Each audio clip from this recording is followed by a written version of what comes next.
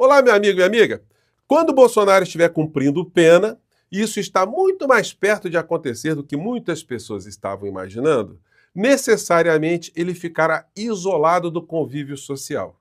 Isso representa que ele não terá mais redes sociais, não fará publicações, não poderá dar mais entrevistas, enfim. Isso ajudará a nossa democracia a recuperar o terreno que foi perdido com esses insanos todos e manter também a nossa sanidade mental.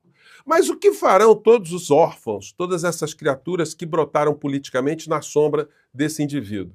Pois bem, já mostrei aqui para vocês que alguns setores já estão se reposicionando de uma maneira muito clara, como, por exemplo, alguns segmentos identificados com religiões que têm ali lideranças, que são verdadeiros estelionatários religiosos, estelionatários políticos, já descartaram a figura do senhor Messias, senhor Jair, e agora estão elegendo um outro Messias, que é o senhor Tarcísio de Freitas, que já está em campanha desde sempre.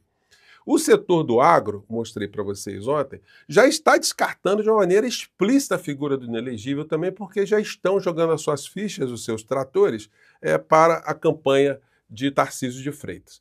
A nós, do campo progressista, compete nós estarmos atentos a esses movimentos e começarmos a fazer a disputa de um espaço político. Denunciar essas criaturas, essas estratégias que adotaram na campanha, em campanhas passadas, e denunciar cada vez mais o que eles fazem na vida concreta.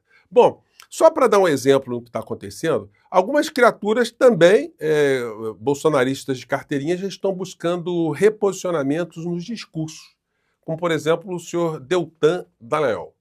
E fez a seguinte publicação. Agora, vejam só, gente, olha, o mais complicado a gente discutir com essas criaturas é que eles mergulharam numa degradação moral e intelectual tão grande que fica difícil você encontrar um ambiente para uma conversa. Você fala A e o cara está falando Z, né? Ou não está falando outra coisa. Publicou ele. O gelo cresceu na Antártica. Puxa vida, o cara está agora preocupado com o gelo na Antártica. Depois de décadas e surpreendeu os cientistas. E agora? Será que a ambientalista lacradora Greta vai combater o congelamento do planeta? Conteúdo exclusivo para membros. Então o cara ainda cobra, chama pessoas ali para compartilhar as insanidades. A surpreendente recuperação da Antártida. Ele falou Antártica, né? Lá aqui no começo do texto dele, aqui ele deve estar pensando em cerveja, né? Mas na Antártida e não Antártica, senhor Deltan. Surpreendente recuperação da Antártida. Camada de gelo cresce pela primeira vez em décadas. Bom, aí eu fui ver a fonte disso, né? Aí está na Springer Nature, o link de uma instituição que cuida de estudos das mudanças climáticas no planeta. Análise da taxa de mudança de massa espaço-temporal de 2002 a 2023 sobre o manto de gelo da Antártida e 4 bacias glaciais da terra de Wilkes-Queen-Mary. Olha só, esse estudo, eles falam que de fato houve um crescimento da massa de gelo lá na região, na Antártida, mas isso se deve a um fenômeno sazonal. Inclusive começou a nevar em áreas que nunca tinham nevado lá. Então isso não representa que não esteja acontecendo um distúrbio climático no planeta. Muito pelo contrário, isso acentua que nós estamos num verdadeiro desequilíbrio. Mas agora o seu Deltan e outros tantos estão partindo para pautas negacionistas, né? Uma vez que o inelegível vai ficar com discurso, aí lá eles vão ficar sem discurso, né? E outro também que apareceu no Congresso ontem, fazendo aquelas infâmias, né, de associar a morte da nossa compatriota Juliana, lá na Indonésia, enfim, naquela coisa do vulcão, coisa dramática, eles estão associando isso ao governo federal. O governo federal foi omisso. Eles queriam que mandasse uma força da FAB para lá invadir a Indonésia, para fazer uma busca numa área onde não tem ninguém com expertise aqui no Brasil para fazer isso. Então, mas é gente muito calhorda, né?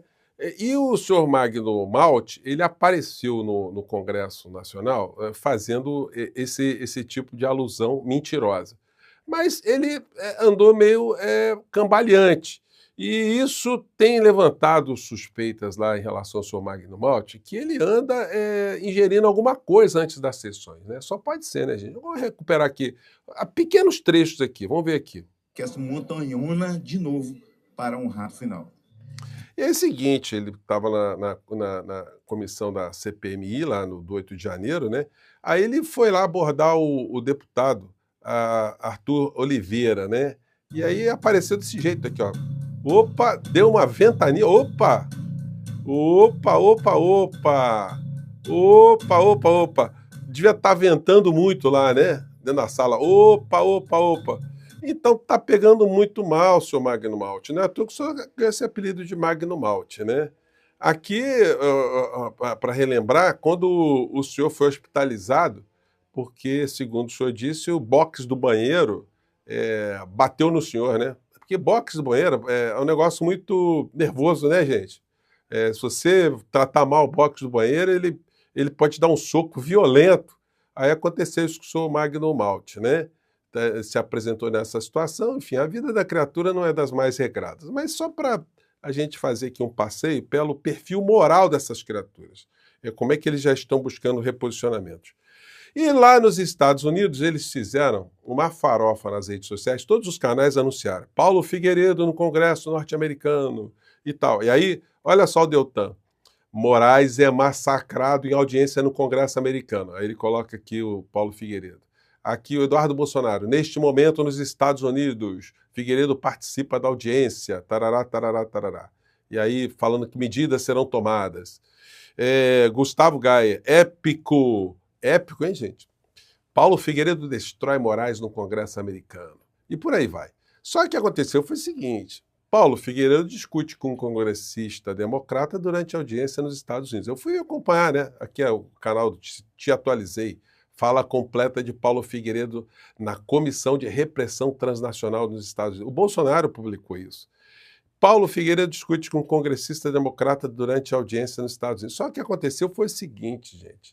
O Paulo Figueiredo ficou falando, fez lá o seu discurso de tudo aquilo que você já conhece, né?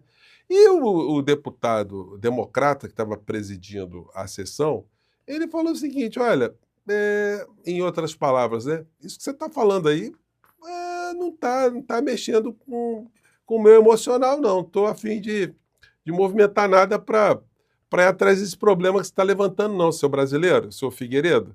Ele devia ter falado, né? Vem cá, o senhor está falando de democracia, o senhor é o neto daquele ditador, o último ditador da ditadura militar no Brasil, que torturou, matou tantas pessoas? Ah, tá, só para constar, tá? Aí o lance foi o seguinte, que todos os canais bolsonaristas omitiram o que o deputado falou, né? Vamos lá. Reverse its course and start using its foreign policy to promote what always done, which is democracy and freedom. Well, thank you very much, and I'm glad you feel safe as a journalist. Ele falou, isso que vocês estão lendo aqui, né? Estou feliz que você se sinta seguro como jornalista nos Estados Unidos. United States, I'm not sure I feel very safe as a politician. Assim, eu não tenho certeza que eu me sinta seguro aqui nos Estados Unidos. Eu como deputado, né? Como político nos Estados Unidos. United States, but that's the reality. Essa é a realidade. Do you have any politicians arrested in Aí o Paulo Figueiredo, né? Vocês têm políticos presos nos Estados Unidos?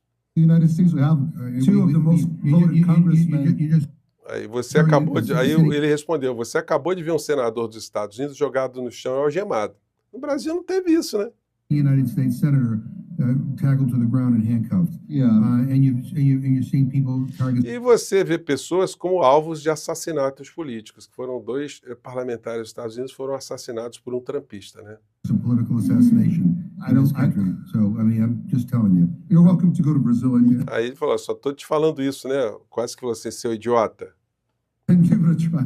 It's much worse. I'm trying to save our democracy. E aí ele fala, o Paulo Figueiredo, o senhor está convidado a visitar o Brasil, né? Ué, se o Brasil é uma ditadura, como é que está convidando, né? Aliás, o Paulo Figueiredo tem condição de convidar alguém para fazer o quê no Brasil, né? Só se for para dar golpe, como ele deu aqui no setor imobiliário, por isso que ele fugiu do Brasil. E aí o deputado falou, meu cara, estou tentando salvar a nossa democracia, a democracia nos Estados Unidos. Mas aí eles saem de lá com essa versão, né? Que olha,